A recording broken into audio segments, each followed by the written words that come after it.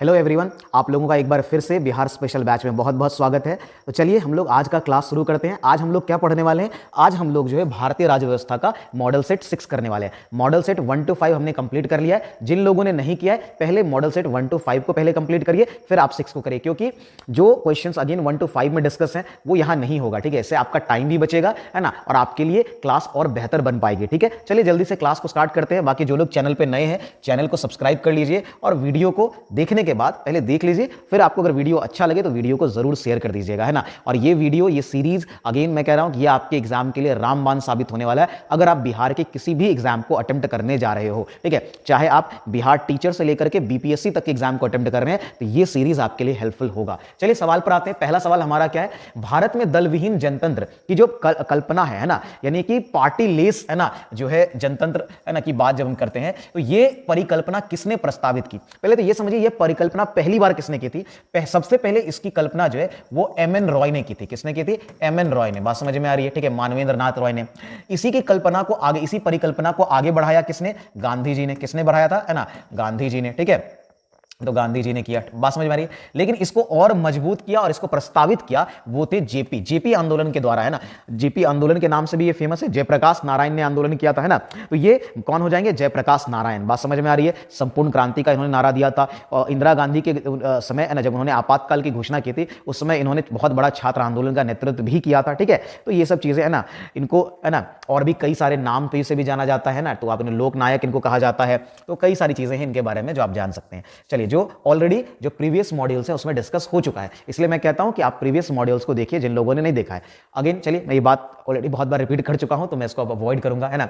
भारत एक राष्ट्र है। कैसा राष्ट्र है? धर्मनिरपेक्ष। पहला ही ऑप्शन देखिए, क्योंकि हमें पता है इसी को बोलते हैं सेक्युलर होना। ठीक है, सेक्युलर। तो इंडिया क्या है? इंडिया एक सेक्युलर कंट्री है। बात समझ में आ रही है? और ये सेक्युलर शब्द जो है, देखिए संविधान में सेक्युलर, धर्मनिरपेक्षता के गुण तो पहले से ही थे, लेकिन ये शब्द जो है जोड़ा गया हमारे प्रस्तावना प्रियम्बल में, ये इंदिरा गांधी के द्वारा 42वें संविधान संशोधन 1976 के द्वारा ये जोड़ा गया था। उसमें 3 से 3 शब्द जोड़े गए थे, है ना। एक तो सेक्युलर जोड़ा गया था, दूसरा क्या जोड़ा गया था? सोशलिस्ट जोड़ा गया था, और तीसरा आप लोग बताएंगे कि वो क्या जोड़ा गया था, क्योंकि मैंने ऑलरेडी उसके बारे में डिस्कस किया हुआ है। ठीक है, आगे बढ़ते हैं अगले सवाल की तरफ। अगला सवाल है, मानव और नागरिकों के अधिकार का जो घोषणा पत्र है उसके बारे में क्या गलत है? यानी कि यहां पर उससे रिलेटेड स्टेटमेंट्स दिए हैं, पढ़ लेते हैं। इसे पुरातन व्यवस्था का मृत्यु प्रमाण पत्र कहा जाता है। यह बिल्कुल सही है कि जब ये मानव और नागरिकों के अधिकार, ये घोषणा पत्र जब आई थी, ठीक है, ये यूनाइटेड नेशन की भी घोषणा पत्र है। ठीक है, तो ये इसमें मतलब इस घोषणा पत्र के बाद जो एक तरह से आधुनिक युग की भी शुरुआत मानी जाती है, या आधुनिक व्यवस्था की शुरुआत मानी जाती है, तो इसलिए इसे पुरातन व्यवस्था का मृत्यु प्रमाण पत्र कहा जाता है। इसमें स्वतंत्रता, समानता और बंधुत्व को अपनाया गया, ये भी बिल्कुल सही है। ठीक है, सभी वयस्कों को मताधिकार दिया गया, है ना। नहीं, ये सभी को नहीं दिया गया था उस समय, शुरुआत में नहीं दिया गया था। ठीक है, बाद में तो ऑब्वियसली दिया गया। अपनी इच्छा अनुसार धर्म पालन करने का ये अधिकार तो दिया था। ठीक है, तो मानव और नागरिकों के, अभी इसमें सब है, लेकिन उस समय, ये जिस समय आया था उस समय की बात की गई है, मानव और नागरिकों अधिकार के घोषणा पत्र के बारे में, तो ये ठीक हो जाएगा। ठीक है, आगे बढ़े। कह रहा है पंचायत चुनाव के लिए योग्य व्यक्ति के लिए, है ना, जो निर्धारित न्यूनतम आयु की सीमा क्या है? ये पहले भी आ चुका है क्वेश्चन, है ना, मॉड्यूल सेट 5 में आता 21 ईयर। ठीक है, अगर आप पंचायती चुनाव में खड़े हो रहे हैं तो आपका 21 वर्ष या उससे अधिक होना चाहिए। अगर आप एमएलए या एमपी के लिए चुनाव लड़ना चाह रहे हैं तो उसमें आपकी उम्र 25 वर्ष होनी चाहिए। और अगर आप राष्ट्रपति के लिए चुनाव लड़ रहे हैं तो 35 वर्ष, राज्यसभा के मेंबर के लिए लड़ रहे हैं तो आपकी उम्र 30 वर्ष होनी चाहिए। ठीक है, आगे बढ़ते हैं। बलवंत राय मेहता समिति, जो कि 1957 में आया था, ठीक है, और इन्होंने 1958 में रिपोर्ट दी, और फिर इसी रिपोर्ट पर जो है पहली बार राजस्थान में 2 अक्टूबर 1959 को जो है पंचायती राज की शुरुआत हुई, या फिर कहीं पहला पंचायती राज जो स्थापित हुआ नागौर जिले में। तो ये कह रहा है कि जो इसकी संरचना, इसने किस संरचना की सिफारिश की थी? ये तो बहुत बार आ चुका है, त्रिस्तरीय। मैं बार बार एक ही चीज डिस्कस नहीं करूंगा, है ना। संविधान के किस संशोधन ने मूलभूत अधिकारों पर नीति निर्देशक सिद्धांतों को श्रेष्ठता प्रदान की? पहले इसका मतलब समझिए, क्या कह रहा है कि मूलभूत अधिकारों पर नीति निर्देशक सिद्धांतों को श्रेष्ठता। ठीक है, देखिए 42वां संविधान जो है 1976 में एक्चुअली हुआ क्या था? आंसर यही हुआ 1976 में क्या हुआ? एक अनुच्छेद जोड़ा गया जिसको कहते हैं अनुच्छेद 31C। बात समझ में आ रही? कौन सा? 31C, है ना। उसमें इस चीज के बारे में मेंशन है। ठीक है, मतलब उसमें क्या था, ठीक है, कि जो राज्य के नीति निर्देशक तत्व हैं, ठीक है, मतलब डीपीएसपी को प्रभावी करने के लिए यह कहा गया कि मूल अधिकार में संशोधन किया जा सकता है। मतलब डीपीएसपी को यहां ज्यादा महत्वता दे दी गई मौलिक अधिकार की तुलना में। इसलिए कह रहा है कि यहां पर नीति निर्देशक सिद्धांतों को श्रेष्ठता दी गई मूलभूत अधिकारों की जगह। बात समझ में आ रही है? तो क्या हुआ था कि डीपीएसपी को प्रभावी करने के लिए मूल अधिकारों में संशोधन की बात कही गई थी, है ना, ये 31C के अकॉर्डिंग। बात समझ में आ रही है? तो यही था आपका, तो इसका आंसर हो गया 42वां संविधान संशोधन। आगे बढ़े, कह रहा है कि सुप्रीम कोर्ट के जो जुडिशियल रिव्यू है ना, एक तो जुडिशियल रिव्यू कहां से लिया गया, कहां के संविधान से, तो ये लिया गया यूएसए, अमेरिका के संविधान से लिया गया जुडिशियल रिव्यू की व्यवस्था। कह रहा है कि कार्यकलाप का मतलब किस तरह के अधिकार से होता है, ये जुडिशियल रिव्यू में होता क्या है? क्या कोर्ट अपने ही निर्णयों का पुनरीक्षण करता है? नहीं। देश के न्यायिक प्रक्रिया के प्रचालन का सूक्ष्मावलोकन करता है, संविधान विधि प्रावधान की संवैधानिक वैधता का परीक्षण करता है, या संविधान का सर्वाधिक पुनरावलोकन। देखिए इसमें आंसर जो होगा, वैसे आप लाइन थोड़ा आपको कंफ्यूजिंग लग सकता है, यह संविधान विधि प्रावधान जो है कि संवैधानिक वैधता का परीक्षण, इसको साधारण भाषा में थोड़ा सा आप समझिए। देखिए जुडिशियल रिव्यू में होता क्या है, सिंपल अगर लैंग्वेज में कहें तो जो विधायी अधिनियम होते हैं, ठीक है, विधायी अधिनियमों तथा जो कार्यपालिका है, कार्यपालिका के आदेशों, है ना, की जो संवैधानिकता है उसकी जांच कोर्ट करता है, सुप्रीम कोर्ट करता है। यानी कि जो विधायी अधिनियम जो भी पास हुए हैं, ठीक है, और जो कार्यपालिका है उसके जो आदेश हैं उसकी जांच करना कि वो संवैधानिक रूप से, मतलब वो किसी मौलिक अधिकार को तो, है ना, उसका हनन तो नहीं कर रहा है, ठीक है, या संविधान के किसी ऐसे सेक्शन को तो हर्ट नहीं कर रहा जो खास करके मूलभूत ढांचे का भाग हो। बात समझ में आ रही है? ठीक है, चलिए, तो उसी को बोलते हैं जुडिशियल रिव्यू। तो ये ध्यान रहेगा कि जुडिशियल रिव्यू का क्या मतलब है। आगे बढ़ते हैं, है ना, और इसी से संबंधित कई सारे केसेस हैं, ठीक है, अगर आपको ध्यान में होगा, है ना, इंदिरा गांधी वर्सेस राजनारायण केस जो था 1975 का, उसमें भी जुडिशियल रिव्यू की बात हुई थी, ठीक है। चलिए, किसी राज्य के मुख्यमंत्री की नियुक्ति किसके द्वारा की जाती है, ठीक है, तो मुख्यमंत्री की नियुक्ति कौन करता है? वो तो राज्यपाल करता है, हम सबको पता है। और ये अनुच्छेद 163 जो है मुख्यमंत्री और उसके मंत्रिमंडल की बात करता है, ठीक है, मंत्रिपरिषद की बात करता है। उच्च न्यायालय के कोई न्यायाधीश सेवानिवृत्ति के बाद निजी तौर पर वकालत का व्यवसाय किस स्तर तक, कहां तक कर सकते हैं? मतलब कि अगर कोई जो जज जो है, अगर वो हाई कोर्ट से रिटायर्ड होते हैं तो वो आगे क्या वकालत कर सकते हैं? अगर कर सकते हैं तो कहां कर सकते हैं? ठीक है, देखिए हाई कोर्ट के जगह रिटायर होने तो वो वकालत कर सकते हैं, वो या तो किसी दूसरे हाई कोर्ट में कर सकते हैं, ठीक है, या नहीं तो फिर वो उच्चतम न्यायालय यानी कि सुप्रीम कोर्ट में वकालत कर सकते हैं, उससे नीचे नहीं, ठीक है। यानी कि वो समान स्तर, है ना, समान स्तर या फिर उच्च स्तरीय अन्य किसी न्यायालय में जो है वो वकालत कर सकते हैं।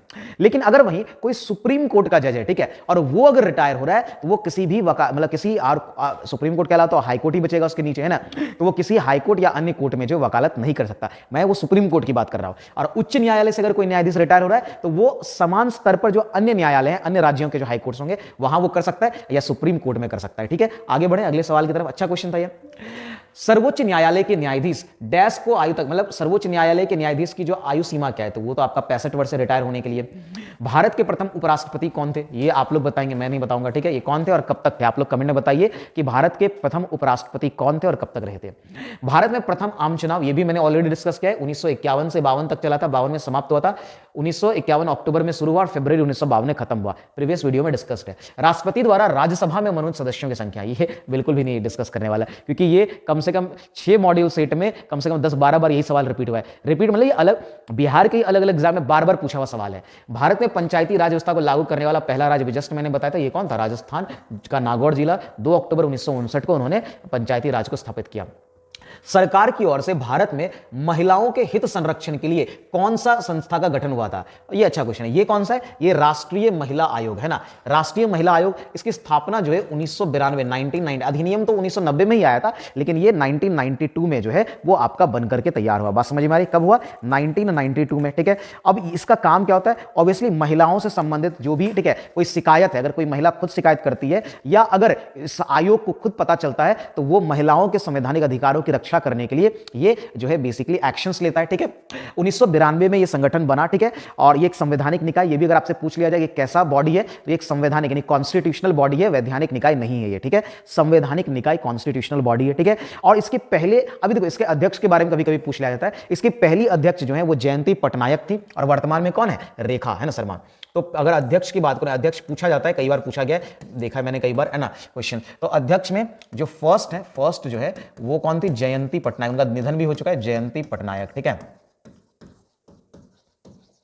चलिए, और जो अभी है ना वर्तमान में, यानी अभी जो है वर्तमान में, ठीक है, वो कौन है? वो है आपका रेखा शर्मा। ठीक है, आगे बढ़े। चलिए अगले सवाल की तरफ बढ़ते हैं, ये ध्यान में रखिएगा आप। अगला सवाल हमारा क्या हो जाएगा? अगला सवाल है लोकतांत्रिक सरकार के 3 अंग हैं, कौन कौन से? ये तो बहुत आसान है, कार्यपालिका, विधायिका और न्यायपालिका, यही 3 अंग है सरकार के। ठीक है, आगे बढ़ते हैं। पंचायतों, नगर निगमों और नगर पालिकाओं के चुनाव हेतु संबंधित क्षेत्र को छोटे छोटे निर्वाचन क्षेत्रों में विभाजित किया जाता है, उसको क्या कहते हैं? ये तो आप जानते हैं, वार्ड कहते हैं ना, वार्ड में इलेक्शंस किए जाते हैं। ठीक है, वार्ड में इसको बांट करके रखा जाता है। भारत में सरकार का रूप कैसा है? ये तो आप जानते हैं, संसदीय। ये हमने कहां से? ब्रिटिश पार्लियामेंट से लिया है। ठीक है, महापौर निम्नलिखित, जिसको मेयर बोलते हैं, निम्नलिखित में से किसका प्रमुख होता है? वो नगर निगम का होता है। नगर निगम के चुनाव में ही तो मेयर बनता है। ठीक है, तो नगर निगम का। लोकतंत्र, जनता का, जनता, इसलिए तो बहुत आसान है भाई, जनता का, जनता के द्वारा और जनता के लिए सरकार है, अब्राहम लिंकन ने कहा था। ठीक है, आगे बढ़ते हैं। भारत का संविधान कैसा है? लिखित है, संघीय, एकात्मक है? देखिए भारत का संविधान लिखित तो बिल्कुल है ना, संघीय स्ट्रक्चर का भी है ना, फेडरल स्ट्रक्चर का है। ठीक है, बिल्कुल। एकात्मक है ना, तो एकात्मक तो नहीं है ये। ठीक है, तो ये आपका ए और बी हो जाएगा। बात समझ में आ रही है? ठीक है, तो ए और बी हो जाएगा। जस्टिस है ना, जस्टिस अल्तमस कबीर के पश्चात भारत के मुख्य न्यायाधीश कौन बने थे? अब जस्टिस अल्तमस, अब ये बहुत पुराने जज थे, है ना, अब इनके बारे में देखिए क्वेश्चन पूछ लिया है ना, लेकिन वैसे आपको इतना पीछे जाने की जरूरत नहीं है। ये 39वें नंबर के जज थे, 39 है ना। जस्टिस अल्तमस जो है ये 39वें थे। इसके 40वें जो बने थे वो पी सदाशिवम। ठीक है, ये बने थे 40वें नंबर के। ठीक है, आपको वो याद नहीं रखना, अभी आपको वर्तमान का बस ध्यान रखिए, वो भी आपके लिए काफी है। हाँ, आप पहला रख सकते हैं, वर्तमान का रख सकते हैं। अच्छा, आप लोग कमेंट में बताइए भारत के जो पहले न्यायाधीश है, जो मुख्य न्यायाधीश है वो कौन है, जिसको चीफ जस्टिस ऑफ इंडिया कहते हैं, तो वो कौन है आप लोग कमेंट में बताएंगे। ठीक है, अभी 50वां न्यायाधीश कौन है? तो अभी 50th नंबर का है, और वो क्या है? जस्टिस है ना, CY चंद्रचूड़ है ना, तो ये आपको ध्यान में रखना है। सॉरी, CY बोलते हैं, DY चंद्रचूड़ है ना, तो वो कौन है? DY चंद्रचूड़, तो ये ध्यान में रखेंगे कौन है, ये तो आप जानते भी होंगे है ना, चंद्रचूड़ है ना। ठीक है, चलिए आगे बढ़ते हैं अगले सवाल की तरफ। हमारा अगला सवाल, सॉरी है ना, तो हमारा अगला सवाल क्या हो जाएगा? एक सेकेंड, चलिए, तो हमारा अगला सवाल देखते हैं क्या हो जाएगा, है ना। राज्यसभा में सदस्य बनने की न्यूनतम आयु, जस्ट अभी मैंने बताया 30 ईयर। कितनी होती है? ये 30 ईयर होती है। आगे बढ़ते हैं। भारतीय कानून के अनुसार किसी अपराधी को किशोर के रूप में परिभाषित किया गया है। ठीक है, वो है ना, बालिग और नाबालिग वाली कहानी जानते हैं, तो 18 वर्ष से कम है ना, जो है उसको क्या है, किशोर के रूप में परिभाषित किया गया है। ठीक है, आगे बढ़ते हैं। निम्नलिखित में से कौन सा भारत में मौलिक अधिकार नहीं है? समानता का अधिकार, ये तो राइट टू इक्वालिटी, ये तो मौलिक अधिकार है ही, है ना। काम करने का अधिकार, शिक्षा का और धर्म, काम करने का अधिकार जो ये मौलिक अधिकार नहीं है। बात समझ में आ रही है? ये ध्यान में रखेंगे। ठीक है, आगे बढ़ते हैं।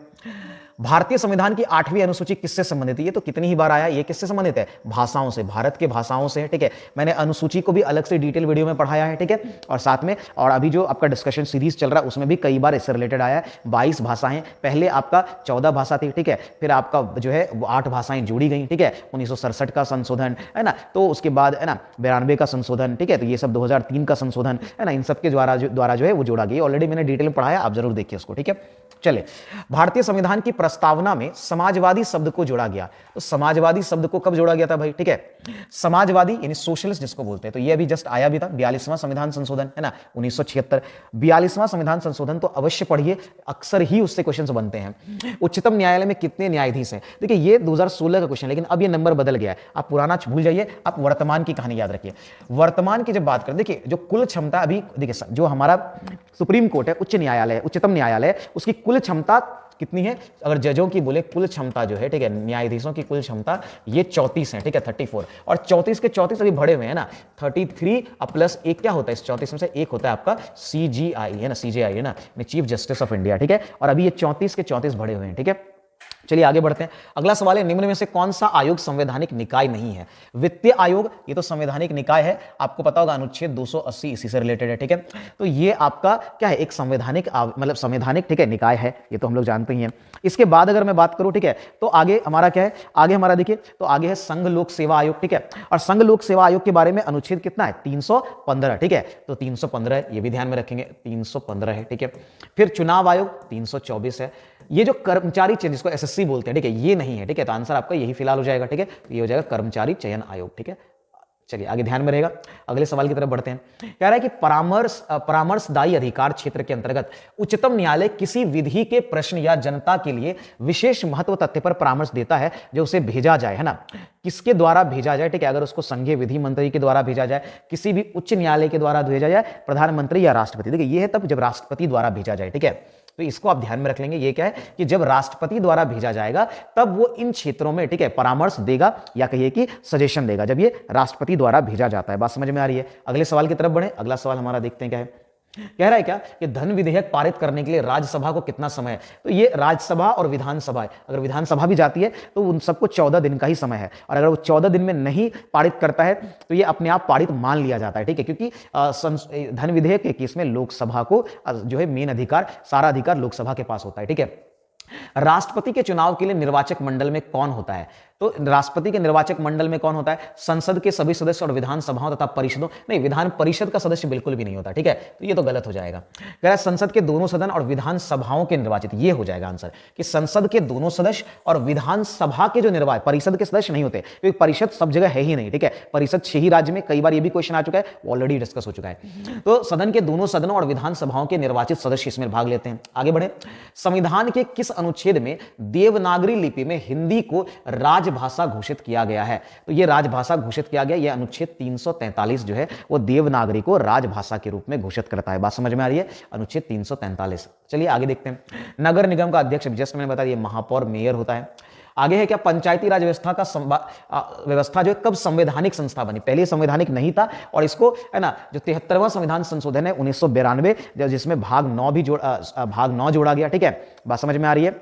और तो ये पंचायती राज व्यवस्था उसी से संबंधित है, ठीक है। तो चलिए आगे बढ़ते हैं अगले सवाल की तरफ। भ्रष्टाचार को नियंत्रित करने के लिए भारत सरकार का संगठन है, कौन सा संगठन है? केंद्रीय सतर्कता आयोग, सीवीसी, जिसको सेंट्रल विजिलेंस बोलते हैं, ठीक है, ये भी इंपॉर्टेंट, ये ध्यान रखिएगा, इसको क्या बोलते हैं? सीवीसी, ठीक है, सीवीसी है ना। तो यानी केंद्रीय सतर्कता आयोग जो है वो इस काम के लिए है। किस काम के लिए है भाई? तो ये आपका जो है क्या करने के लिए है? भ्रष्टाचार को नियंत्रित करने के लिए ये भारत का एक संगठन है। अगेन ये एक संवैधानिक निकाय है, ठीक है, ध्यान रखेंगे। और ये बना था कब? 1964 में, 1964 में, ये भी पूछा जाता है, 1964 में बना। और इससे संबंधित एक कमेटी है, ये भी कई बार मैंने सवाल में देखा है, वो है संथानम कमेटी, ठीक है। तो संथानम कमेटी को याद रखिएगा, है ना, कमेटी, बात समझ में आ रही है, वो इसी से संबंधित है, इससे केंद्रीय सतर्कता आयोग के मतलब गठन से, ठीक है। आगे बढ़ते हैं। कह रहा है कि शिक्षा का अधिकार अधिनियम भारत में कब लागू हुआ? देखिए ये आया था 2000, यहां तो 10 है ही नहीं, लागू ये आया 2009 में, पारित हुआ था। यहां लागू से अच्छा शब्द होता पारित, क्योंकि लागू ये 2010 से हुआ है, ठीक है, अप्रैल 2010 से, पारित हुआ था 2009 में, ठीक है। आगे बढ़े अगले सवाल की तरफ। लोकतंत्र का सबसे बुनियादी परिणाम क्या है? महत्वपूर्ण निर्णय लेना, शक्तिशाली दमनकारी शासन, नागरिकों के प्रति जवाब। लोकतंत्र का सबसे चीज है वो है नागरिकों के प्रति जवाबदेही। तो ये तो आप पढ़ करके बना सकते हैं, आसान सा सवाल था, ठीक है। कह रहा है कि संस्थाएं और संघ बनाने का अधिकार किस प्रकार का अधिकार है? प्रत्येक व्यक्ति के लिए सुनिश्चित अधिकार है, केवल नागरिकों के लिए सुनिश्चित स्वतंत्रता का अधिकार है, कानून के समक्ष समानता का अधिकार है, या जीवन और दैहिक स्वतंत्रता का अधिकार है? इनमें से कौन सा अधिकार है? संस्थाएं और संघ बनाने का, ठीक है। तो बेसिकली ये क्या है? ये केवल है ना नागरिकों के लिए सुनिश्चित स्वतंत्रता का अधिकार है। बात समझ में आ रही? क्या है? केवल नागरिकों के लिए। ये जो संस्था और संघ बनाने का अधिकार, आपको अगर पता हो अनुच्छेद 19 का, है ना, 1 का सी पढ़ेंगे तो उसमें इसी के बारे में है, ठीक है, तो ये ध्यान में रखेंगे। चलिए आगे बढ़े अगले सवाल की तरफ। किसी भी राजनीतिक दल को राष्ट्रीय दल बनने के लिए कितने राज्यों में मान्यता जरूरी है? अब ये समझिए, अच्छा क्वेश्चन है। अब कोई भी राजनीतिक दल है, ठीक है, तो उसको राष्ट्रीय, है ना, दल बनने के लिए अभी कितने राष्ट्रीय दल है? 6। आप पीछे का मॉड्यूल देखिए, उसमें मैंने सारे ही नाम, उसके कब बनाए, फॉर्मेशन, ईयर, सब सारे कुछ बता कर रखा है ना। यहां ये समझिए कि कोई भी राजनीतिक दल जो है वो राष्ट्रीय पार्टी कब बनती है, कैसे बनती है? ठीक है, सबसे पहले अगर एक जो केस यहां कह रहा है कि अगर ऐसे पार्टी को 4 राज्यों में राज्य पार्टी का दर्जा मिल जाए, मतलब इनको क्या हो जाए, इनको 4 राज्यों में राज्य पार्टी का, ज्यादा स्टेट पार्टी का, है ना, ये मैंने क्या कहा, स्टेट पार्टी का जो है इनको दर्जा मिल जाए, ठीक है, स्टेट पार्टी के रूप में ये हो, ठीक है, तो क्या होगा, तभी ये राष्ट्रीय पार्टी बन सकता है। लेकिन इसके लिए 2 और कंडीशन है। एक कंडीशन ये है कि अगर लोकसभा का चुनाव होता है, ठीक है, एक दूसरा कंडीशन मैं बता रहा हूं, अगर लोकसभा का चुनाव हो और कुल वैध मतों का उसको 6% मिले और साथ में वो लोकसभा की 4 सीटें जीत रहा हो, यानी एक क्या हो, कुल मतों का, या कुल वैध मत बोलिए, कुल, है ना, वैध, है ना, मतों का, ठीक है, वैध मतों का कितना, 6% प्लस 4 सीट, है ना, 6% और आपका क्या हो जाएगा, 4, है ना, जो है आपका सीटों पर ये विजय, लोकसभा की बात हो रही है, 4 सीटों पर, है ना, जीत, ठीक है। अगर ये हो जाए, ऐसी स्थिति में भी इसको जो है राष्ट्रीय पार्टी का आपका दर्जा मिल जाता है। बात समझ में आ रही है? क्या मिल जाता है? ऐसे में भी राष्ट्रीय पार्टी का दर्जा मिल जाता है। एक ये कंडीशन है। एक और कंडीशन है, अगर ये 3 राज्यों में ये पार्टी जो है सॉरी है ना, कि ये पार्टी जो है 3 राज्यों में अगर ये कितना, तो टोटल सीटों का 2% सीट अगर जीत जाए, कितने राज्यों में, 3 राज्यों में है ना, 3 राज्यों में होना चाहिए, और कितना टोटल सीट का यानी 2% टोटल जो सीट है वो अगर ये जीत रहा है, ठीक है, 3 राज्यों को मिला करके 3 राज्यों में, तब ऐसे में क्या होगा, इसको राष्ट्रीय पार्टी का दर्जा दे दिया जाएगा। तो ये 3 कंडीशन है राष्ट्रीय पार्टी बनने के लिए। अच्छा सवाल था, है ना। आगे बढ़ते हैं। निम्नलिखित में से कौन सा संविधान संशोधन राष्ट्रपति को किसी भी मसले को पुनः विचार के लिए मंत्रिमंडल को भेजने की शक्ति प्रदान करता है? यह है आपका 44वां संविधान संशोधन 1978 जो मोरारजी देसाई के टाइम में हुआ था, ठीक है। चलिए आगे बढ़ते हैं। आगे है रामनाथ कोविंद भारत के कौन से नंबर के, ये तो आपका कौन सा था, 14वें राष्ट्रपति, क्योंकि अभी द्रौपदी मुर्मू 15वीं राष्ट्रपति हैं, ठीक है। भारत के संविधान के उद्देशिका के बारे में यानी कि जो प्रस्तावना है के बारे में निम्नलिखित में से कौन सा कथन सही है? उद्देशिका स्वयं न्यायालय में परिवर्तनीय नहीं है, ठीक है, और ये कथन एक सही है। अच्छा ठीक है, ऑप्शन यहां ऑप्शन भी इस तरह से, चलिए। उद्देशिका उन उद्देश्यों को बताते जिन्हें संविधान स्थापित करना और आगे बढ़ाना चाहता है। उद्देशिका उस स्रोत को इंगित करती है जहां से संविधान, देखिए पहला तो इसका सही, उद्देशिका स्वयं न्यायालय में परिवर्तनीय नहीं है, उसको आप परिवर्तित नहीं कर सकते। और तीसरा भी सही, उद्देशिका उन स्रोतों को इंगित करती है जहां से संविधान अपना प्राधिकार प्राप्त करता है ना। और मेनली वो कौन है, वो जनता, ठीक है, पब्लिक, ठीक है। ये तीसरा जो आपके ये बीच में बी ऑप्शन देख रहे हैं, ये सुनने में आपको सही लगेगा कि उद्देशिका उन उद्देश्यों को बताती है जिन्हें संविधान स्थापित करना आगे बढ़ाया जाता है, बट ऐसा ये नहीं है, ये गलत है, ठीक है। तो यहां पर आंसर आपका हो जाएगा ए और सी। आंसर क्या हो जाएगा, ये हो जाएगा ए और सी, ठीक है। आगे बढ़ते हैं। कह रहे कि सूची, अच्छा सूची का मेल है, देखिए कहां से क्या लिया गया, संवैधानिक प्रावधान और कह रहा स्रोत, ये भी मैंने डिटेल वीडियो पढ़ा है, उसको जरूर देखिए, उसको देखेंगे तो आप बहुत आसानी से कर लेंगे। जैसे देखिए मौलिक अधिकार, हम उनको मिलाते पहले जिनको लोग आसानी से याद रखते हैं, तो मौलिक अधिकार अमेरिका से लिया गया, ये बहुत आसान है। राज्य के नीति निर्देशक तत्व, ये आयरलैंड से लिया गया। संसदीय सरकार, ये तो ब्रिटेन से लग गया। तो जो बच गया केंद्र राज्य संबंध, वो कहां से लिया गया, कनाडा के संविधान से। तो ये मैच करके बाकी आप ऑप्शन यहां पर मैच कर लेंगे, ठीक है। आगे बढ़ते हैं। कह रहा है कि लोकतंत्र के बारे में निम्न कथनों पर विचार करिए। इनमें लोगों द्वारा निर्वाचित सरकार का गठन होता है, ये तो होता ही है। लोकतंत्र में वर्तमान में सत्तासीन लोगों के हारने की संभावना काफी होती है। प्रत्येक मत का मूल्य एक ही होता है। देखिए अगेन ये पहला तो बिल्कुल सही है कि जो लोगों द्वारा निर्वाचित सरकार है उसी का गठन होता है और प्रत्येक मत का मूल्य एक ही होता है। लेकिन ये कह रहे हैं कि लोकतंत्र वर्तमान में जो सत्तासीन लोगों के हारने की संभावना, ऐसा नहीं है, जरूरी नहीं है। बहुत सारी पार्टी 2, 3, 4 बार गवर्नमेंट बनाती है, तो ऐसा जरूरी नहीं कि सत्तासीन पार्टी उसके हारने के ज्यादा चांस, ऐसे नहीं है, ये गलत है। ये ऑप्शन क्या है आपका, गलत है। तो आंसर इसमें सही क्या हो जाएगा, ये और ये सही है, यानी कि ए और सी हो जाएगा, है ना। तो ये हमारा ए और सी हो जाएगा। तो देखते हैं ए और सी, यहां है ऑप्शन। आगे बढ़ते हैं अगले सवाल की तरफ। अगला सवाल है कि सर्वोच्च न्यायालय ने निजता का अधिकार, जिसको राइट टू प्राइवेसी बोलते हैं, ये तो अभी बहुत न्यूज में 2017 में खास करके राइट टू है ना प्राइवेसी जिसको बोलते हैं ना प्राइवेसी, ये कह रहा है कि ये संविधान के किस मौलिक अधिकार या मूलभूत अधिकार के अधीन रखा है। तो ये आपको पता होगा अनुच्छेद 21 के अंदर रखा गया है, ठीक है। जो राइट टू लाइफ की बात करता है ना, एंड लिबर्टी की बात करता है, उसी में रखा गया है किसको, है ना, राइट टू प्राइवेसी को रखा गया है। और ये 2017 में है ना ये आया था, ठीक है। कब, 2017 से ये जो है ये आपका राइट टू प्राइवेसी एक केस था और उसके बाद इसको किया गया, स्थापित किया गया, ठीक है। आगे बढ़े तो अगले सवाल की तरफ बढ़ते हैं। हमारा अगला सवाल क्या हो जाएगा देखते हैं, ठीक है। चलिए तो अगले सवाल की तरफ बढ़ते हैं। अगला सवाल हमारा क्या है, चलिए कह रहा है कि निम्नलिखित में से कौन अंतरराज्यीय परिषद का गठन करता है। अंतरराज्यीय परिषद का गठन कौन करेगा, अगेन ये राष्ट्रपति ही करता है। कौन करता है, तो अंतरराज्यीय जो है इसको गठित कौन करता है, वो करता है आपका राष्ट्रपति। बात समझ में आ रही है। और कौन, ये भी कभी पूछ लेगा कौन सा अनुच्छेद, तो ये होता है अनुच्छेद 263 है ना, आर्टिकल 263 के तहत जो है इसको करता है, ठीक है। तो अंतरराज्यीय परिषद का गठन कौन करता है, राष्ट्रपति, 263 के तहत। फिर है क्या, सूचना के अधिकार विधेयक 2005 के पारित होने में अग्रणीय भूमिका निभाई थी। किसने निभाई थी, राजेंद्र सिंह, मेधा पाटेकर और बलदेव सिंह। अगर ध्यान से देखें तो इसमें से कोई भी ऑप्शन सही नहीं है आपका, ठीक है, क्योंकि इसमें सबसे बड़ा जो शुरुआती जो काम किया था वो वीपी सिंह ने किया था, ठीक है। तो ये यहां है ही नहीं, तो आंसर हो जाएगा इनमें से कोई नहीं, ठीक है। आगे बढ़ते हैं। अगला सवाल, चुनाव आयोग का किस पद के चुनाव साथ संबंध नहीं है। चुनाव आयोग का किस पद के चुनाव के साथ संबंध नहीं है, राष्ट्रपति, उपराष्ट्रपति, मुख्यमंत्री, ठीक है। देखिए राष्ट्रपति के चुनाव का तो डायरेक्ट चुनाव ये करवाता है, उपराष्ट्रपति का भी करवाता है।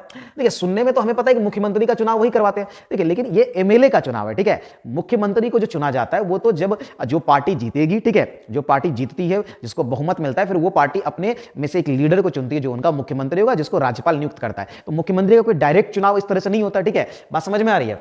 तो ये चुनाव आयोग के अंडर नहीं आता है, तो ये ध्यान में रखेंगे। ये थोड़ा अच्छा क्वेश्चन था, लोगों को कंफ्यूज कर सकता है। कोई विधेयक धन विधेयक है, ये तो कितनी बार ही लोकसभा का अध्यक्ष निर्धारित करता है, अनुच्छेद 110 इससे संबंधित है कि कोई भी विधेयक धन विधेयक है कि नहीं, ये लोकसभा का अध्यक्ष निर्धारित करेगा। दूसरी बात हम ये भी जानते हैं कि धन विधेयक को राष्ट्रपति की सहमति, पूर्व सहमति के बाद ही लाया जा सकता है, ठीक है, और ये केवल और केवल लोकसभा में आएगा। लोकसभा को इससे रिलेटेड एकाधिकार प्राप्त है, क्योंकि राज्यसभा और विधानसभा के पास अगर धन विधेयक जाता भी है तो वो 14 दिन में अगर वो लोग मतलब रिप्लाई नहीं करते, पारित नहीं करते हैं, तो ये अपने आप पारित भी मान लिया जाता है। बात समझ में आ रही है?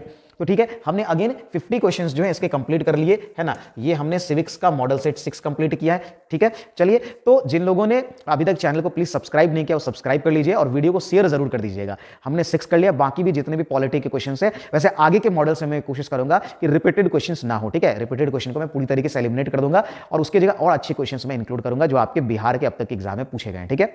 बहुत जल्दी बीपीएससी का जो है स्पेसिफिक सीरीज शुरू होने वाला है ना। तो आप लोग उसके लिए, जो लोग बीपीएससी भरने वाले हैं उसके लिए तैयार रहिए और चैनल से जुड़े रहिए, है ना।